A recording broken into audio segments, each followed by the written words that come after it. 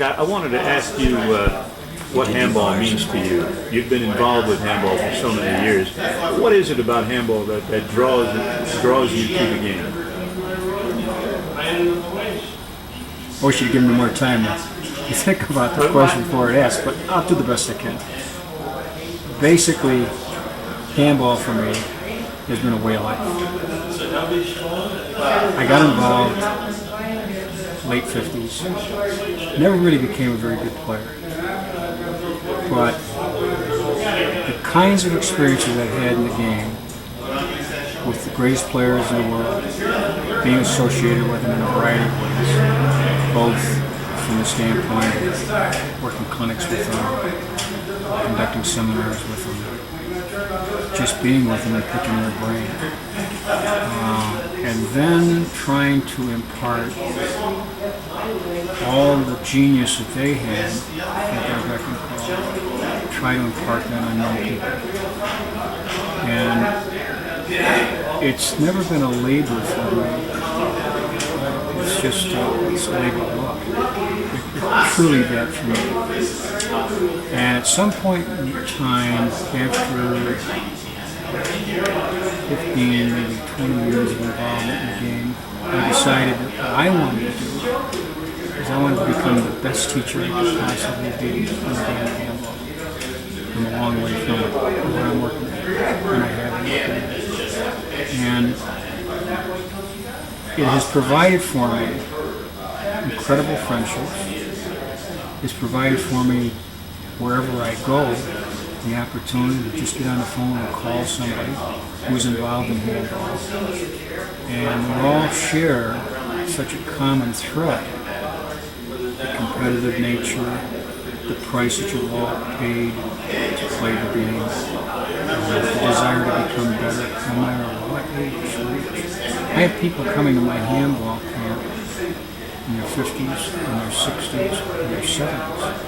And over the years, I've probably had, in the 25 years I've run a handball camp, probably had dozens or more 7-year-olds.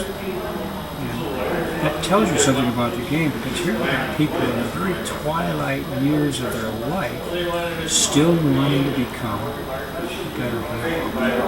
Where do you think that comes from? Our competitive nature, I'm sure, is part of it. I think the joy that other people who have gotten out of participating in the game, and it's unique, it's not a team sport. It's like tennis, it's one-on-one or two-on-two in doubles.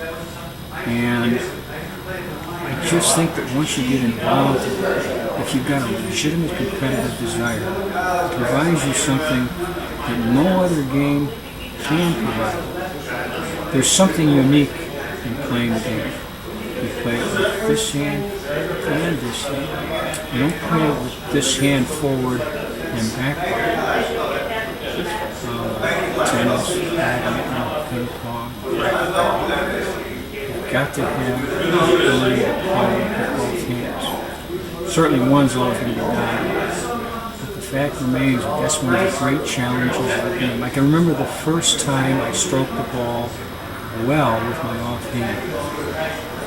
And it was one of the great joys of my life that I finally thought, gosh, I no longer feel spastic in trying to execute a shot with my off hand. And there's so many joys in the game. And I know initially when I first started to compete that the competitive nature fueled fires with an intense desire to win that was a little bit overwhelming. But as I matured in the game and I began to understand the game more, it truly became an experience of not winning. It was playing as well as I could possibly play and let the chips fall. And if the other fellow played better that day, and I played up to my potential, that's the way it was. You've been around a lot of athletes. You were a football coach, been around athletics all your life. How would you rank handball players in terms of athletic ability, the guys at the top of the game, compared to athletes in other sports? Or is that a fair comparison? I think I would take that question and mold it just slightly differently. How would I compare the top handball players with the top athletes in the world? I'm here to tell you, Ben, that in my mind, financially, Nadia Alvarado, Vern Roberts, Fred Lewis, Jimmy Jacobs, Paul Haber all chose the wrong game. They'd be millionaires today if they'd have played tennis. But they chose this game for reasons of their own, and I think they had the athletic ability to be the best in another individual sport. But this wasn't the case. They grew up in handball. Most of them grew up from families being involved in handball, and took the game to its highest level. Jimmy Jacobs was a magnificent athlete. Paul Haber was incredible. Nadia Alvarado was in a zone all by himself as far as athleticism is concerned. Nadia could do everything on handball. A lot of our great champions had some limitations.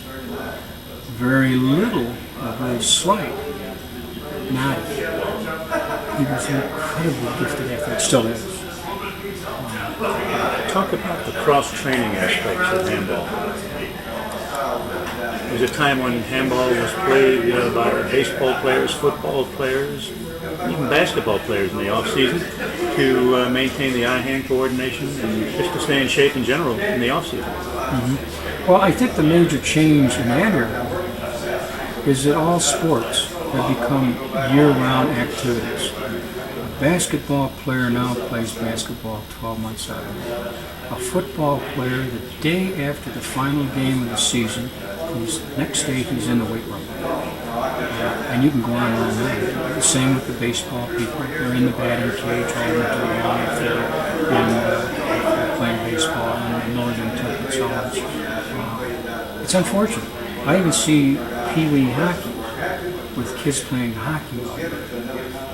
You don't want to ask me about that kind of thing from the standpoint. I don't want to get involved in this little interview on what I think of it.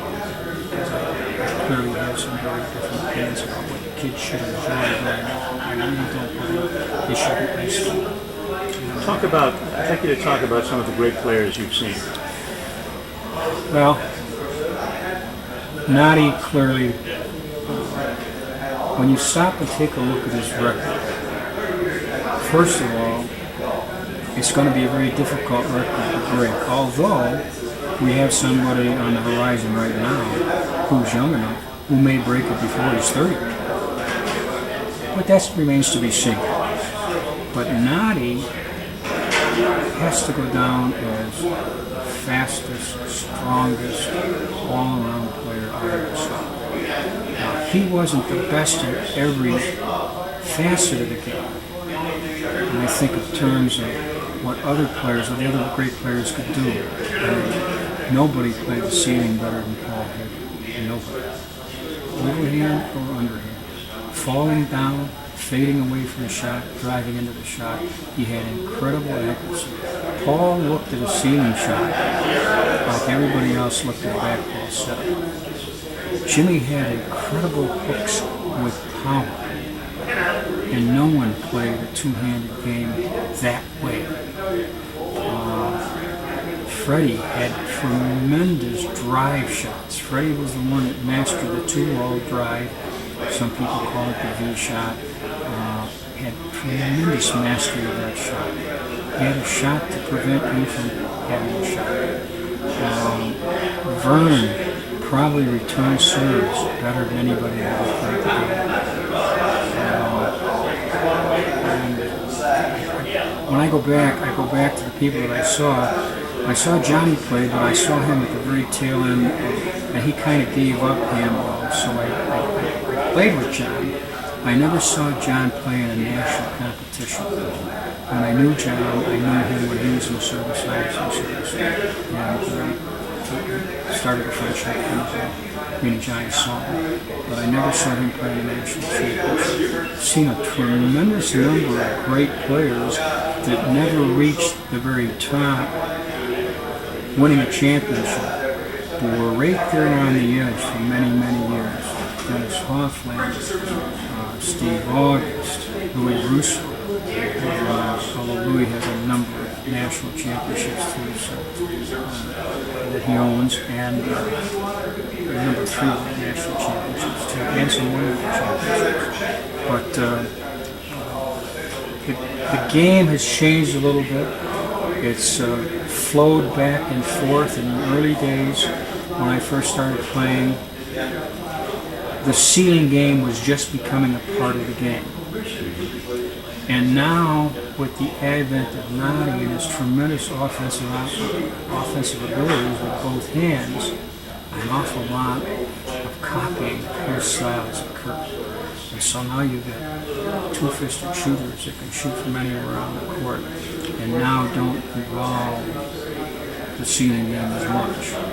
They'll go to the ceiling, and they don't go very accurately to the ceiling, but they go accurately enough so it doesn't get them in big trouble.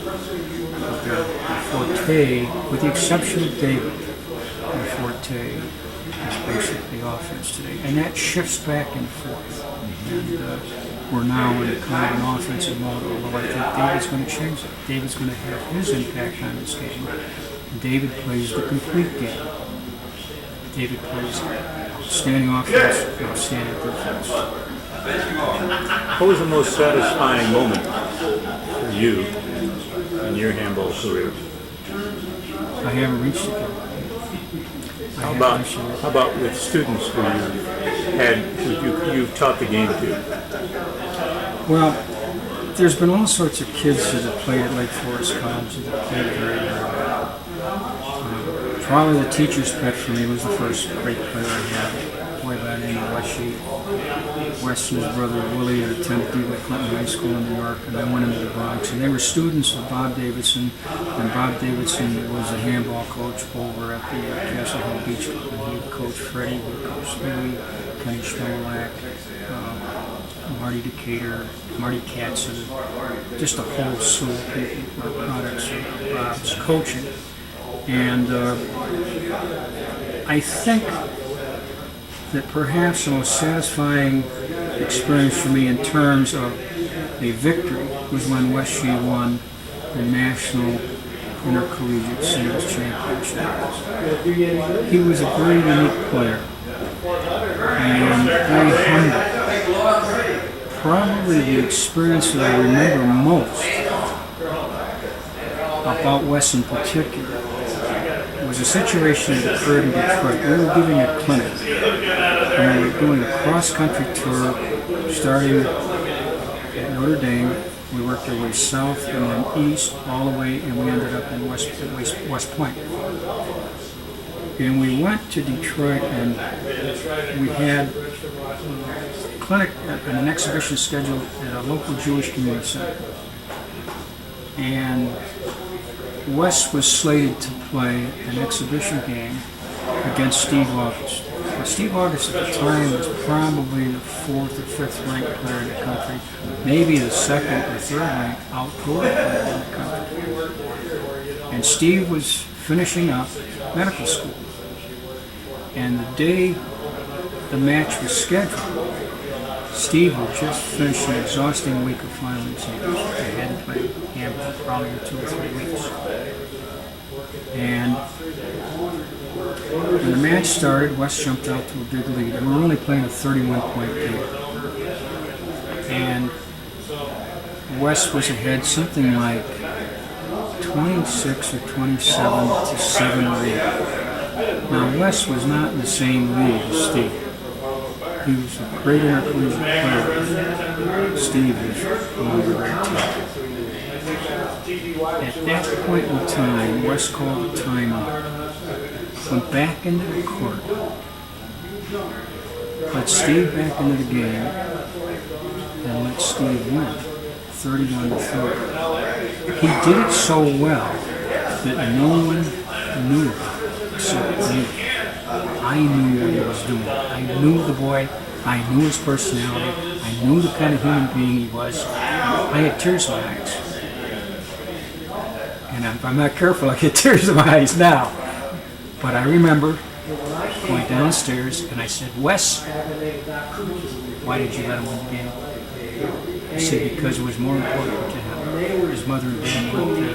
His brother Larry was up there with his fiancée, and it was more important to him. And he had a player at that time. And he said, "You don't know why, because I'm a much better player."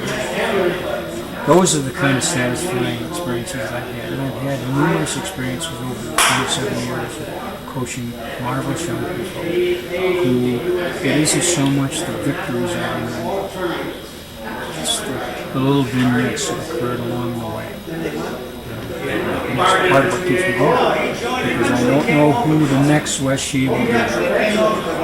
It'll be a different name and a different face, but I know there's going to be someone similar in character, similar in attitude, and somebody that I'm going to be able to share a very short span of time. When you stop and think about how much a coach spends with a handball player, particularly Lake Forest College, I can define it very simply.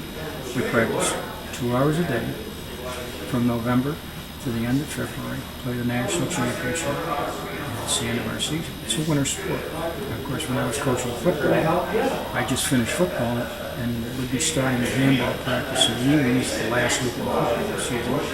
And then I also coached baseball, and as soon as we finished with the national championships, I right into the baseball season. And so it's always been kind of a winter activity. Our kids clearly play all year round.